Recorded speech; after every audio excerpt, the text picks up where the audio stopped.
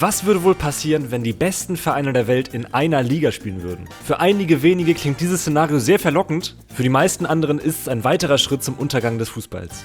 Unser heutiges Experiment basiert auf einem sehr realen Vorhaben verschiedener großer Clubs, denn im April 2021 war eine Super League das Thema. 6 Clubs aus England und 3 aus Spanien und Italien verkündeten die Gründung einer solchen Liga, zogen ihren Vorstoß aber nach einem Tsunami an Kritik wieder zurück. Heute schauen wir uns an, was passieren würde, wenn es eine solche Liga tatsächlich geben würde, mit einem Unterschied: unser Szenario ist noch viel interessanter.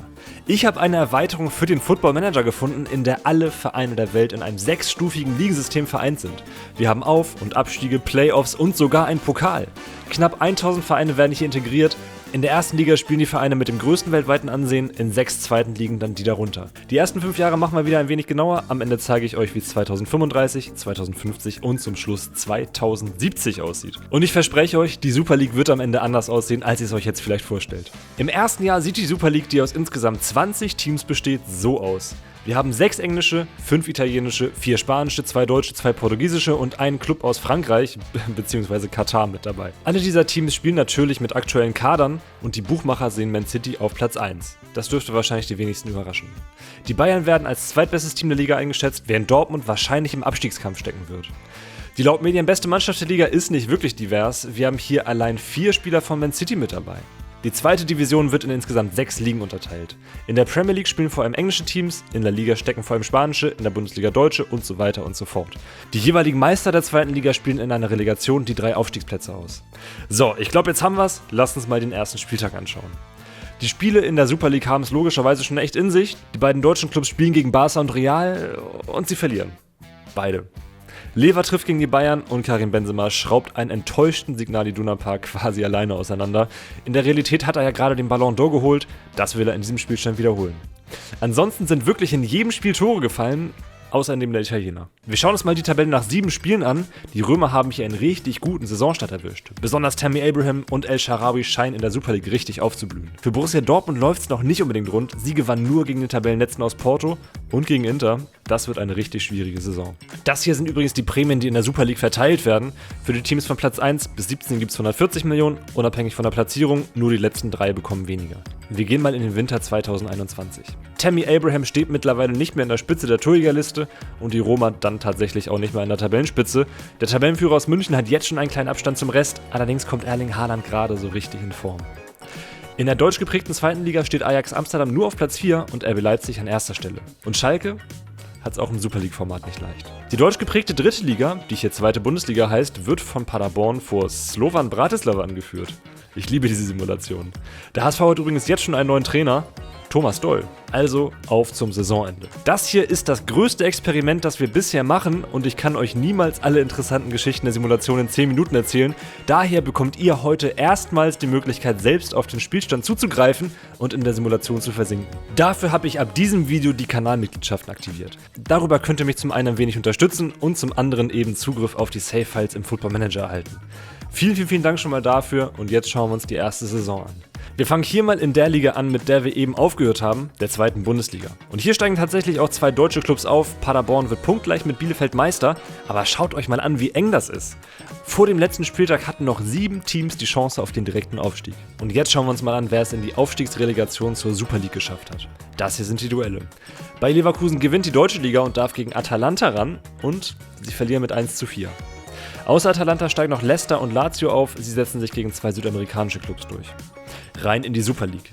Bester Spieler der Liga war Robert Lewandowski, die meisten Tore hat allerdings Mbappé gemacht. Also Barca oder PSG werden das Ding ja dann wohl geholt haben?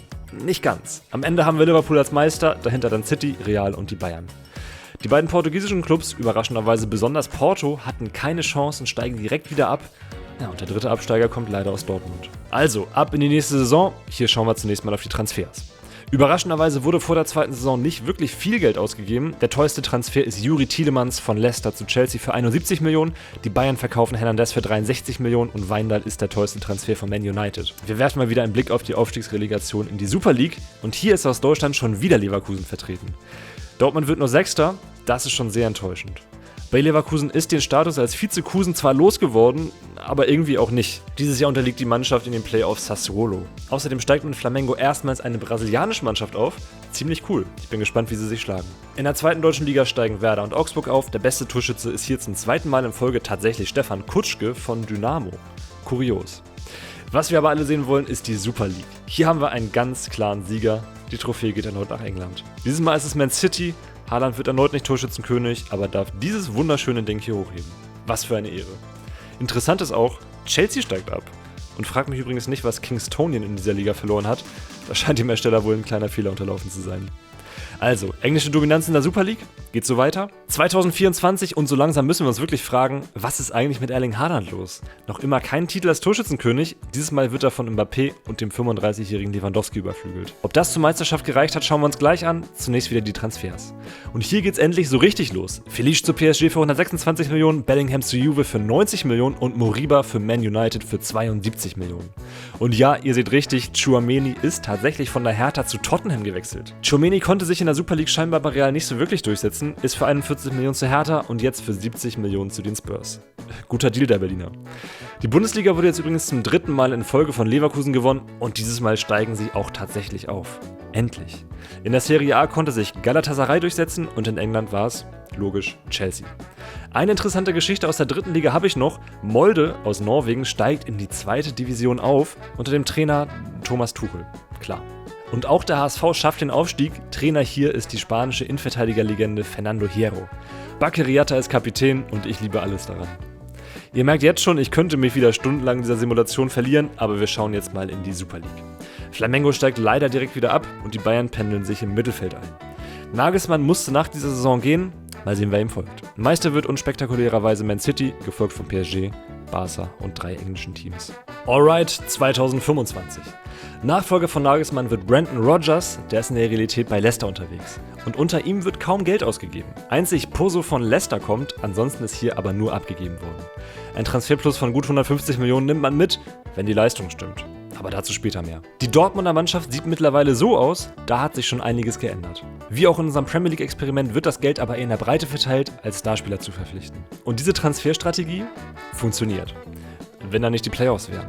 Alright, rein in die Super League. Zunächst die Absteiger und da erwischt es leider Leverkusen. Das bedeutet, dass die Bayern nächstes Jahr wieder die einzige deutsche Vertretung in der obersten Klasse sein werden und die werden Zweiter. Eine Niederlage am letzten Spieltag gegen Milan verhagelt den Münchnern den Erfolg und Man City holt zum dritten Mal in Folge den Pott. Die Transfers dieses Jahr hatten es natürlich wieder in sich, besonders Milan schlug mit Rodri für 103 Millionen und Koopmeiners für 88 Millionen richtig zu.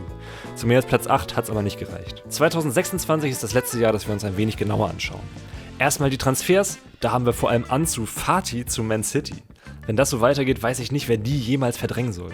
Was für eine Mannschaft. Der größte Transfer zu einem deutschen Club ist übrigens Harvey Elliott zu Leverkusen. Auch interessant, Felix Agu wechselt für 58 Millionen von Werder zu Man United. Außerdem verkaufen die Bremer Amos Pieper für 57 Millionen an Almeria und Haksabanovic geht zu Hoffenheim. 41 Millionen. Krasses Transferfenster. Dieses Geld investieren die Bremer nicht komplett. Ein paar Jungs kommen für 4 bis 20 Millionen und die Bremer landen auf Platz 7 der zweiten Bundesliga. In der Bundesliga ist dieses Jahr auch etwas passiert, das eigentlich schon lange hätte passieren müssen. Ajax steigt auf. Tadic ist mit 37 immer noch Schlüsselspieler und führt die Niederländer in die Playoffs. Dort setzt sich allerdings West Ham durch. Außerdem haben wir mit River Plate den ersten argentinischen Club in der Super League und auch Leverkusen spielt nächstes Jahr wieder Super League.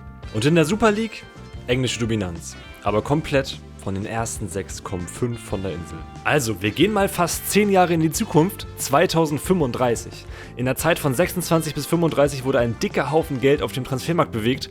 Der absolute Top-Transfer war Paul Dredge für 228 Millionen von Flamengo zu Man United. Der größte Kauf eines deutschen Clubs bis hierhin war Berkan Nazli. Er wechselte für 133 Millionen von Newcastle zu den Bayern. In der ganzen Zeit seit 2021 wurde zwar ein Haufen richtig talentierter Spieler generiert, aber der Ballon d'Or gehört fast uneingeschränkt Erling Haaland. Der Typ ist einfach unschlagbar, auch in 2035 noch. Wir gehen mal auf die Gewinner der Super League ein und hier haben wir weiterhin eine deutlich englische Prägung. Man City ist bisher der absolute Rekordmeister, sie holen das Ding seit 2022 8-mal. Aber auch die Bayern holen 2034 den ersten Titel, endlich. So sieht die Liga jetzt aus. Mittlerweile ist RB Leipzig dazugekommen und damit haben wir 3 deutsche Vereine mit dabei.